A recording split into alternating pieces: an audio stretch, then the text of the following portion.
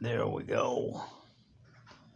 So after I got up and did my running around the hallway and made the therapy people happy, I'm sitting back waiting for lunch to show up.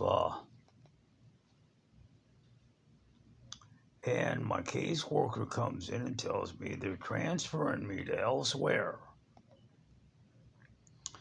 Well, I'm trying to explain to people that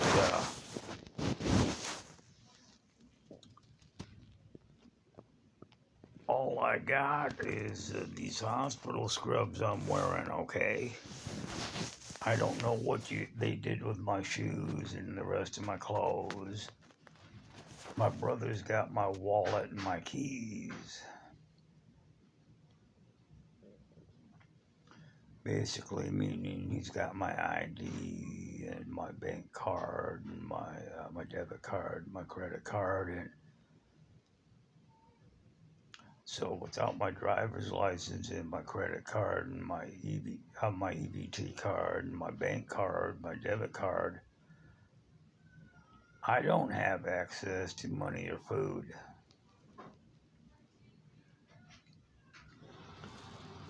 Supposed to be transferring me to some therapy halfway house or whatever the hell it is down in Kent. Okay. I know how to get home from Kent. And I signed some paperwork that I hemmed and hawed about because I'm not supposed to be signing anything. And I finally got a hold of my brother about, it's like 2 o'clock now, and I finally got a hold of my brother because I had to fuck around with the phone to pay the $60 phone bill because I pay $60 for this fucked up phone service each month with T-Mobile, unlimited this, that, and another thing, except I don't want to fucking work in a hospital. And managed to get that to go through because I couldn't even pay my phone bill online. That's how fucked up the Wi-Fi network is here that I have to use to go online. My phone just won't do it from here. I gotta be hooked into their Wi-Fi network. And finally got a hold of my brother, and he doesn't know anything about any of this. He's still on the other side of the frozen pass.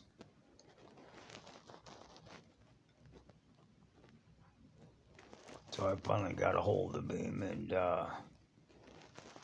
he's not happy that he's being treated like a mushroom, kept in the dark and being fed with bullshit. That he hasn't heard anything.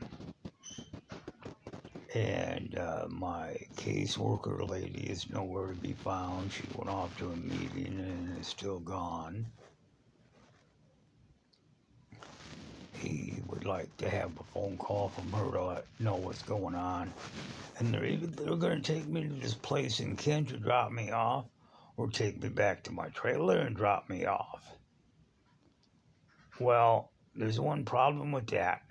I don't have no heat, no lights, no water at the trailer right now because I've been gone a few days.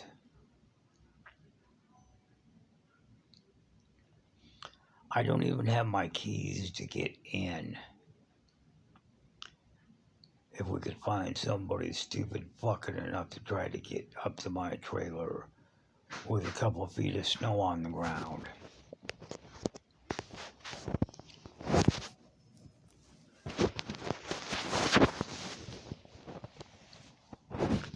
I live there and I am hesitant to try to get in there this time of year with snow on the ground. It's one of them things where you need four-wheel drive and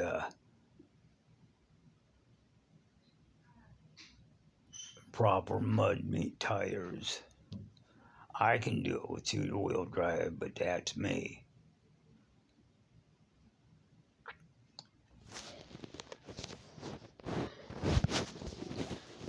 And I told them, okay, well, if you guys are going to drop me off up that way, just get me back to my truck. And they protested about that I can't drive anymore. Well, I can't drive anymore. Well, I can't drive any less either.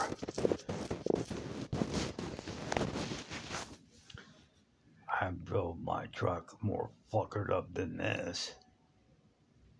What? Because I'm a little slow on the left side? Shit, it's not like I'm backing up and hooking onto the trailer and trying to go over the pass with my trailer. So I had lunch and took a quick nap and thought about it. Finally got a hold of Steve. He wants to know how come no one in charge has called him. So I had to hit the nurse button and have some nurse try to find somebody that find the poor dumb miscreant that is in charge of my stroked out happy ass today. Because somebody needs to call my brother. He's got power of attorney. I'm not supposed to be signing nothing. I'm not all here yet.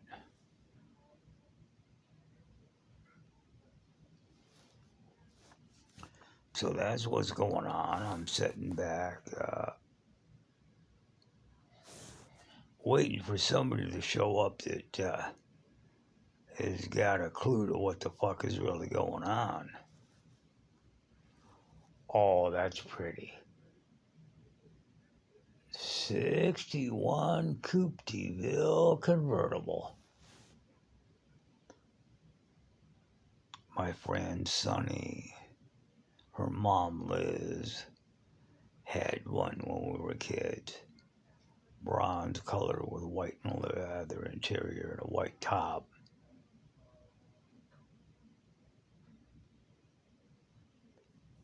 And the thing is the Coupe DeVille and the Impala, Chevy Impala for both 61, ran the same top. Okay. So, sitting here waiting for somebody to come up to talk to me.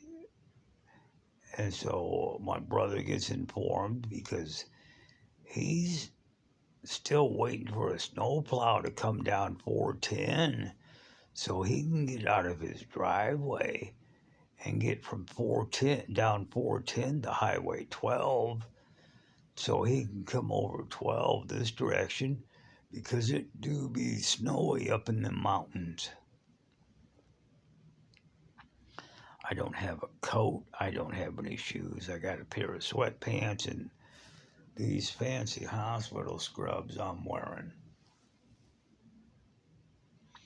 I guess I pissed him off last night when I got up out of bed and was out in the hallway with the walker looking for a cup of coffee after I was told I could have a cup of coffee. And they asked how I wanted it. And after 20 minutes after the young ladies that give me my medicine and checked my vitals and told me they were going to give me a cup of coffee after they were gone. And I'm still sitting here and couldn't find this cup of coffee. I thought they got me, so I went looking for coffee. If I would have had shoes and a coat, I would have headed for 7-Eleven up the hill about a quarter mile away.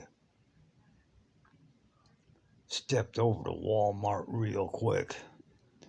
Grabbed one of their electric carts for the trip back down here.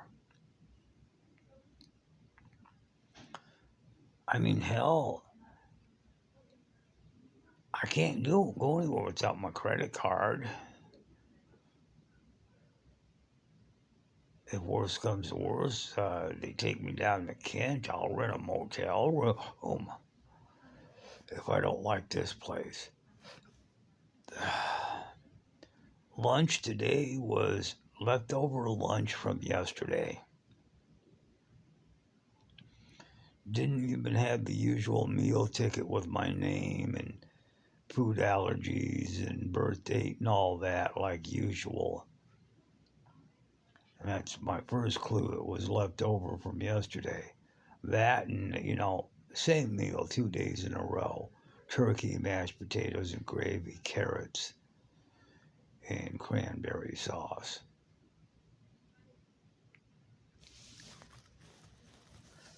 I guess I'm taking up valuable hospital space and they want rid of my happy ass.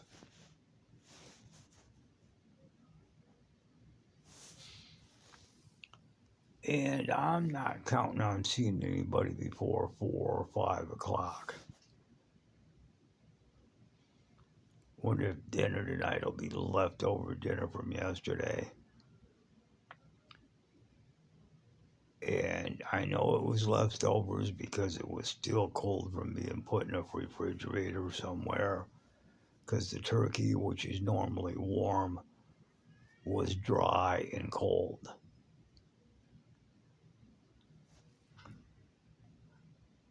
You can't fool someone who worked as a diet cook for 10 years on leftovers. Okay, so that's about enough of that, but that's what's going on today. The therapy people said I'm doing real good. I'm up and walking real good. Moving around somewhat better than usual. But they flat pissed me off when they told me I can't drive. Shit. You put me behind the wheel of my truck, I get up there on my seat cushion, and I got her fired up.